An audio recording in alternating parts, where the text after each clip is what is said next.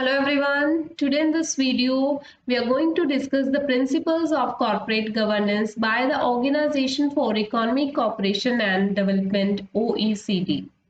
I am Madhu Verma and welcome you all at my YouTube channel Learning Academy of Commerce, where learning and education is imparted in an easy way. If you're new to my channel, please subscribe it and press the bell icon for the new video updates. So let's begin with the reports of corporate governance. There are different committees and their recommendations on corporate governance in the international context. In the earlier videos, we have discussed the report of Cadbury Committee, Greenberry Report, Hempel Report, Sarbanes-Oxley Act, and Minor's Report on corporate governance. So if you're new to the channel and you have not seen the earlier videos, I will provide the link in the description box. You can watch the videos by clicking on that link.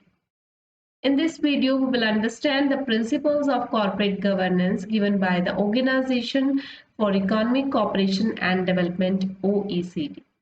So let's understand it. Firstly, we will understand what is OECD. OECD is the Organization for Economic Cooperation and Development. That is an economic organization with 38 member countries, and that has been founded in 1961. Now we will understand the background and the principles that are given by OECD. Originally, the OECD principles were developed in April 1998, and with a span of 6 years they were revised, revisited, and these were revised in April 2004. OECD एक economic organisation है, that is the Economic Organization for Cooperation and Development, और इस organisation को develop किया गया था 1961 में. इस ऑर्गेनाइजेशन ने कुछ प्रिंसिपल्स दिए थे कॉर्पोरेट गवर्नेंस के लिए. ओरिजिनली ये प्रिंसिपल्स दिए गए थे अप्रैल 1998 में, और 6 इयर्स के टाइम पीरियड में इनको रिवाइज और रिविजिट किया गया, और अप्रैल 2004 में रिवाइज प्रिंसिपल्स दिए गए कॉर्पोरेट गवर्नेंस के OECD के द्वारा. And these principles are worldwide recognized as international benchmark for sound corporate governance. Means internationally इनको recognize किया गया as a benchmark for sound corporate governance. And these are actively used by government, regulatory agencies, investors, corporations, and stakeholders in both OECD and non-OECD countries. Because this organization has at present 38 member countries, and the principles given by OECD, these principles are actively used. ये principles actively use किए जा रहे हैं government के द्वारा, stakeholders, investors के द्वारा, corporations के द्वारा, OECD और non-OECD countries में भी. So let's understand what are the principles that are given by OECD. The 6 principles. The first one is ensuring the basis for an effective corporate governance framework. First principle related है कि कैसे एक effective corporate governance framework को ensure किया जा सकता है एक ऑर्गेनाइजेशन में. So the corporate governance framework should promote transparent and efficient markets, be consistent with the rule of law, and clearly articulate the division of responsibilities among different supervisory, regulatory, and enforcement authorities. तो एक efficient, एक effective corporate governance framework कैसा होना चाहिए. OECD ने ये principal दिया. इस प्रिंसिपल में डिफाइन किया गया कि कॉर्पोरेट गवर्नेंस फ्रेमवर्क ऐसा हो जो कि ट्रांसपेरेंट और एफिशिएंट मार्केट्स को प्रमोट करे. मींस जो भी रूल्स ऑफ लॉ है, जो कोड ऑफ कंडक्ट फॉर्मुलेट किया गया है, उसके कंसिस्टेंट हो, उसको क्लियरली फॉलो किया जाए, कंप्लाई किया जाए, और जितने भी अथॉरिटीज़ हैं ऑर्गेनाइजेशन में, चाहे वह सुपरवाइजरी अथॉरिटीज़ हैं, रेगुलेटरी अथॉरिटीज़ हैं, या फिर इन्फोर्समेंट अथॉरिटीज़ हैं जो कि रूल्स लॉज को इन्फोर्स कराती हैं, उनके बीच में डिवीजन ऑफ रिस्पॉन्सिबिलिटीज़ होना चाहिए. मीन्स क्लियरली डिफाइन होना चाहिए कि किस पर्सन की, कौन सी अथॉरिटी की क्या क्या रिस्पॉन्सिबिलिटीज़ हैं. उनके रोल्स क्लियरली डिफाइन होने चाहिए so that they can perform their responsibilities and duties with the accountability.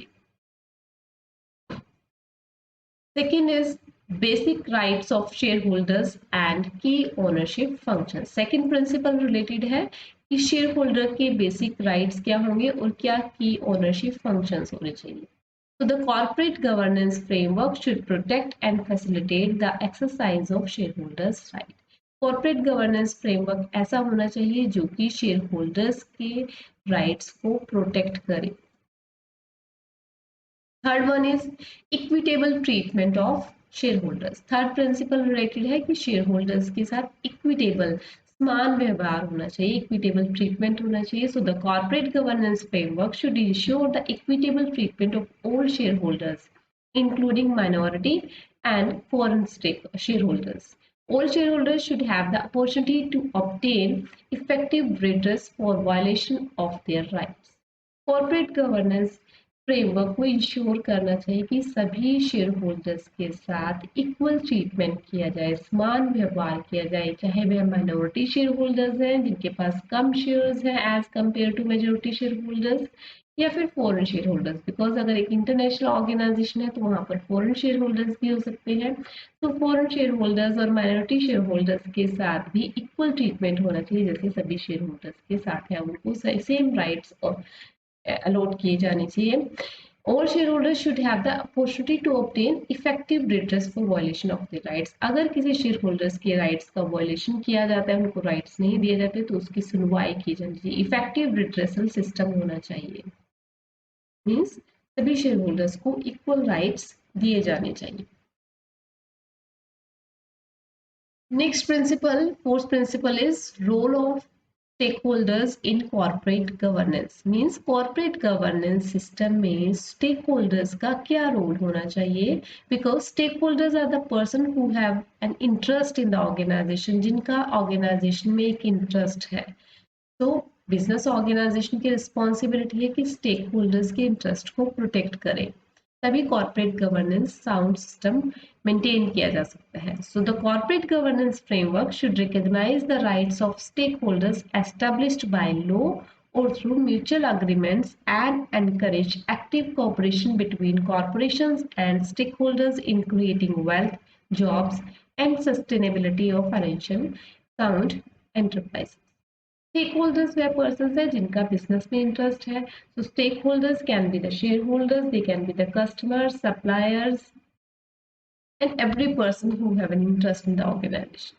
तो कॉर्पोरेट गवर्नेंस फ्रेमवर्क सिस्टम ऐसा होना चाहिए जो कि सभी स्टेक होल्डर्स के राइट्स को रिकॉग्नाइज करे, जो कि लॉ के द्वारा उनको दिए गए हैं या फिर म्यूचुअल अग्रीमेंट्स के द्वारा उनके राइट्स को रिकॉग्नाइज किया जाना चाहिए. जैसे कि कस्टमर है ऑर्गेनाइजेशन का या सप्लायर है जो गुड सप्लाई कर रहा है ऑर्गेनाइजेशन को, उनके राइट्स को प्रोटेक्ट किया जाना चाहिए, उनके राइट्स को रिकॉग्नाइज किया जाए, उनको वह राइट्स दिए जाए और एक्टिव कोऑपरेशन एस्टेब्लिश किया जाए कॉरपोरेशन और उसके स्टेक होल्डर्स के बीच में. तभी एक ऑर्गेनाइजेशन वेल्थ क्रिएट कर सकता है.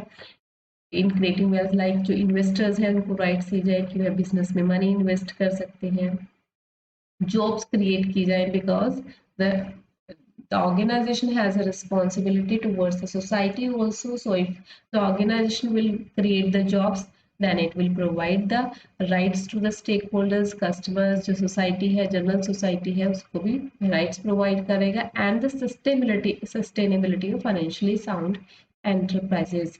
और वह enterprises भी लॉन्ग टाइम तक सस्टेन करते हैं अगर स्टेक होल्डर्स के राइट्स को रिकॉग्नाइज किया जाता है. So the role of stakeholders in corporate governance system should be recognized. Their rights should be recognized for an effective corporate governance system. Next is disclosure and transparency. The corporate governance framework should ensure that timely and accurate disclosure is made on all material matters, including the corporation, including the financial situation, performance, ownership, and governance of the company. Corporate governance framework को ensure करना चाहिए timely और accurate disclosure, कि time से जब disclosure किया जाना चाहिए और वह इंफॉर्मेशन एक्यूरेटली डिस्क्लोज की जाए. जैसे कि डिफरेंट मैटर्स हो सकते हैं बिजनेस ऑर्गेनाइजेशन के, जो भी मटेरियल मैटर्स हैं जो कि इंफॉर्मेशन डिस्क्लोज करनी ज़रूरी है इन्वेस्टर्स को, जैसे कि कंपनी की फाइनेंशियल पोजीशन की या फिर कंपनी का ओनरशिप परफॉर्मेंस क्या है, who are the owners of the company, या कंपनी का जो गवर्नेंस सिस्टम क्या है, उसके रिगार्डिंग बिजनेस ऑर्गेनाइजेशन को इंफॉर्मेशन टाइमली और एक्यूरेटली डिस्क्लोज करनी है। फॉल्स इंफॉर्मेशन डिस्क्लोज नहीं की जानी चाहिए, सही इंफॉर्मेशन डिस्क्लोज की जानी चाहिए, तभी ट्रांसपेरेंसी मेंटेन की जा सकती है और जो डिफरेंट स्टेक होल्डर्स हैं उनकी क्रेडिबिलिटी बिजनेस ऑर्गेनाइजेशन में मेंटेन की जा सकती है। एंड अगर एक ऑर्गेनाइजेशन प्रॉपर डिस्क्लोजर करता है, टाइमली और एक्यूरेट डिस्क्लोजर करता है, तो ज़्यादा से ज़्यादा इन्वेस्टर्स उस ऑर्गेनाइजेशन में मनी इन्वेस्ट करने के लिए आगे आते हैं, and that will lead to the growth of the enterprises, and that will ensure a sound corporate governance system in the organization.